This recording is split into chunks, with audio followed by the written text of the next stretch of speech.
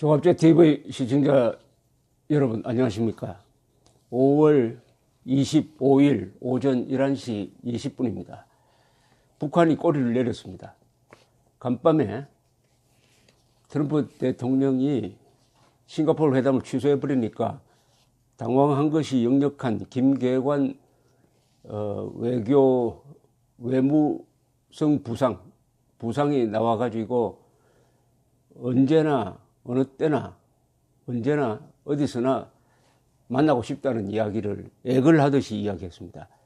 북한이 이렇게 약한 모습을 보인 것은 처음일 겁니다. 그것도 적극적으로 김계관이 이번 회담을 깨는데 한몫을 했습니다. 그리고 그 부하에 해당하는 최선이라는 여자가 어제 이 펜스 부통령을 향해서 정치적 모절이다 이런 표현을 하는 것이 격분시켰다고 알려져 있지만 사실은 지금부터 설명드리겠습니다만은 이 회담은 깨질 수밖에 없었던 것인데 트럼프 대통령이 기회를 노린 거죠. 회담을 깨버리니까 당장 주도권이 트럼프 대통령한테 갔습니다. 회담이라는 것은 깰 수 있는 사람이 항상 주도권을 잡습니다. 이 회담은 깨면 안 되는데 하고 초조해하는 사람은 지고 들어가는 겁니다. 북한을 대했던 한국의 그동안의 역대 정부, 특히 김대중, 노무현, 문재인 이 세 사람이 바로 그런 약한 입장에서 북한을 상대하다가 북한의 버르장머리를 나쁘게 했는데 북한은 한국을 대하듯이 미국을 대하면 되겠지 하고 약속도 안 지키고 험담을 하다가 통쾌하게 당해버렸습니다. 지금부터 아마 입장은 트럼프가 아주 강해질 것입니다. 1986년 아이슬란드 레이캬비크 회담에서 레이건 대통령이 고르바초프와 담판을 하다가 고르바초프가 별들의 전쟁으로 알려져 있는 SDI, 즉 우주에서 핵미사일을 요격하는 그 기술을 개발을 중단시켜 달라고 하는 것을 딱 거절해가지고 회담을 깨물어서 고르바초프가 개혁개방으로 나오지 않을 수 없도록 만든 유명한 회담, 소련 공산주의를 무너뜨린 그 회담 생각이 납니다. 트럼프 대통령은 이 회담을 깨물어서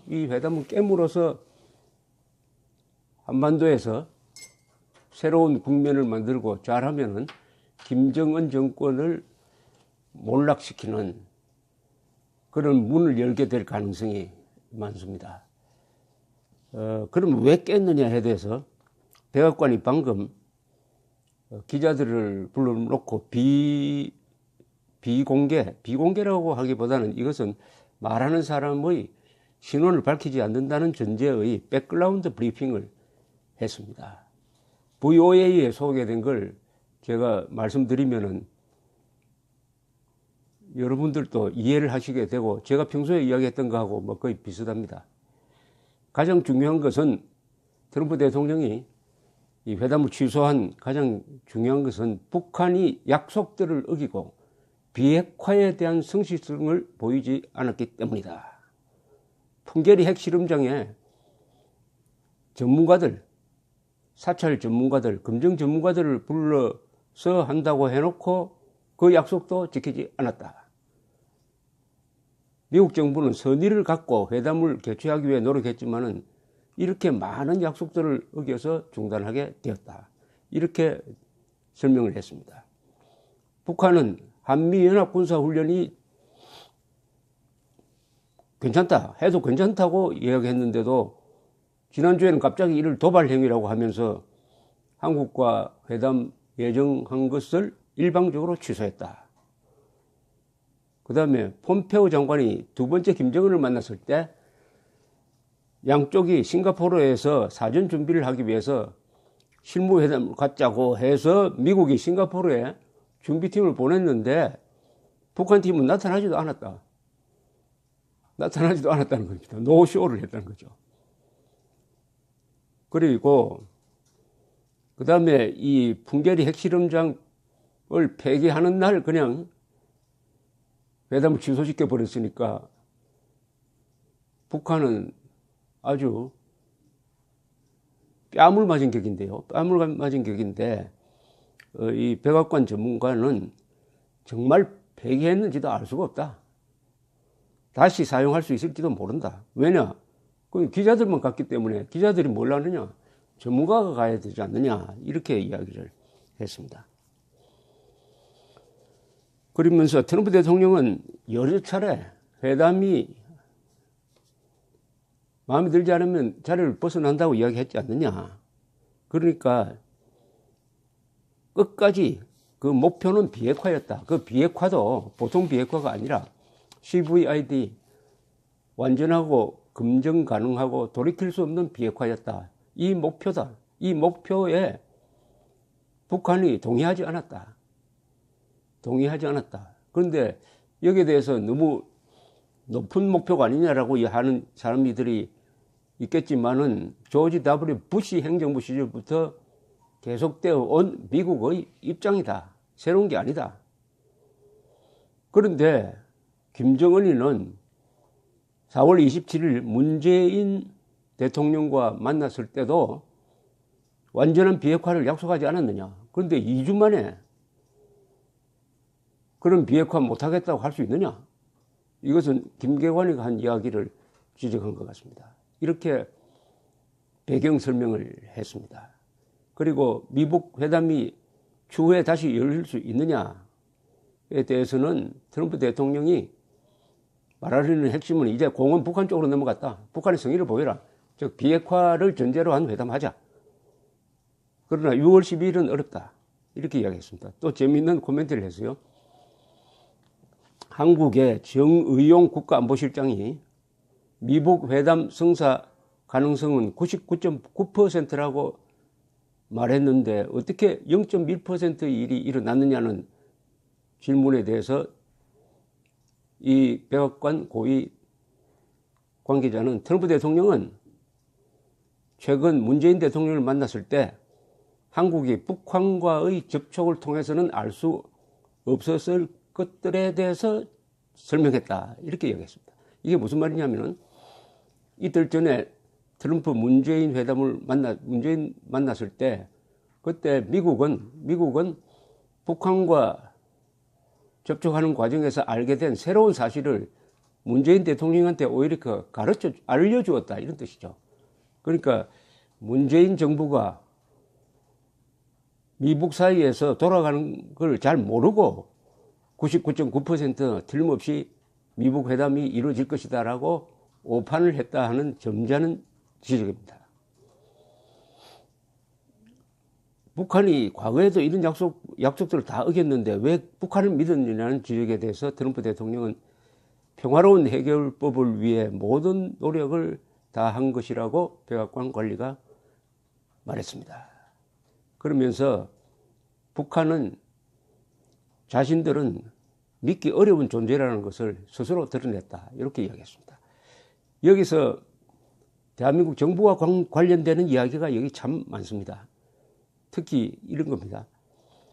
북한이 판문점 회담에서, 김정은이죠. 판문점 회담에서 완전한 한반도 비핵화를 약속해놓고 2주 만에 그거 못하겠다고 할 수 있느냐, 이런 지적인데, 이건 사실 김정은으로서는 억울한 겁니다.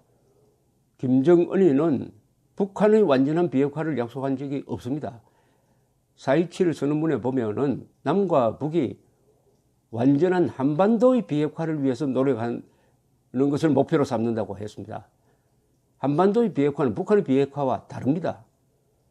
그런데 이게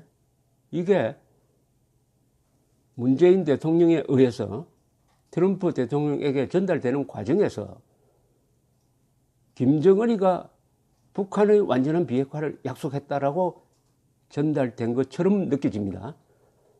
그러니까 그 말을, 문재인 대통령의 말을 근거로 해가지고 우리는 북한이 완전한 비핵화를 할 거라고 믿었는데 2주 만에 북한이 못하겠다고 나오지 않았느냐, 이런 지적을 하고 있으니까 이 책임을 지금 김정은이나 트럼프 대통령은 문재인 대통령이 중간에서 말을 잘못 전했다, 이런 식으로 해가지고 공박을 당할 가능성이 또 많은 겁니다. 또 북한이 한미 군사훈련을 용인하기로 했다든지, 풍계리 핵실험 폐쇄할 때 전문가를 부르기로 했다든지 하는 이런 이야기는 한국 사람들, 정의용 특사나 문재인 대통령의 입에 의해서 전해진 이야기입니다. 그런데 결과적으로 두 사람이 김정은한테 속은 모습이 되어버렸어요. 김정은이 과연 그런 말을 했느냐는 별도로 문제로 하고, 두 사람이 그렇게 이야기했는데 전혀 지켜지지 않았다. 한미 군사훈련 괜찮다고 해놓고 그걸 트집 잡아가지고 한국을 압박하고 미국을 협박한다. 그리고 풍계리 어제 폭파하는데 전문가 부르지 않고 자기들끼리 그냥 쇼 해버렸다. 이것도 문재인 정부가 전한 말을 근거로 해서 북한이 사기를 치고 있다, 이런 비판을 지금 하고 있는 것입니다. 그러니까 여기 이유를 여러 개를 보면은 딱 문재인 대통령이 그동안에 미북 회담을 성사시키기 위해서 다소 과장된 이야기를 한 거 아니냐는 그 조셉 윤 전 국무부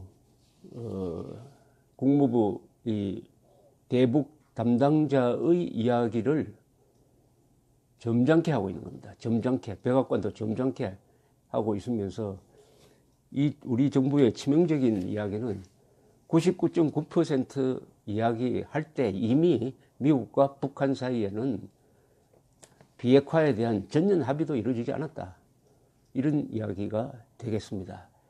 그러나 어쨌든 이제 북한이 트럼프하고 다시 만나려고 한다면은 최소한 비핵화에 대한 전망을 갖고 나와야 됩니다.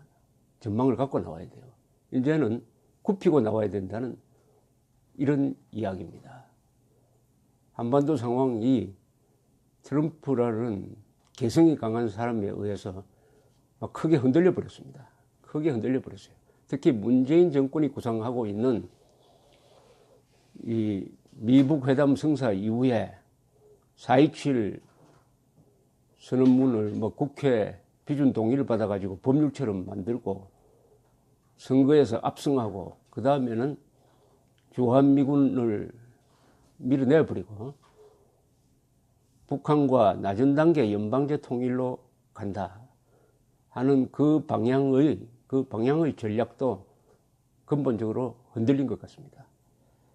하루아침에 역사가 다른 방향으로 가는 것 같습니다. 감사합니다.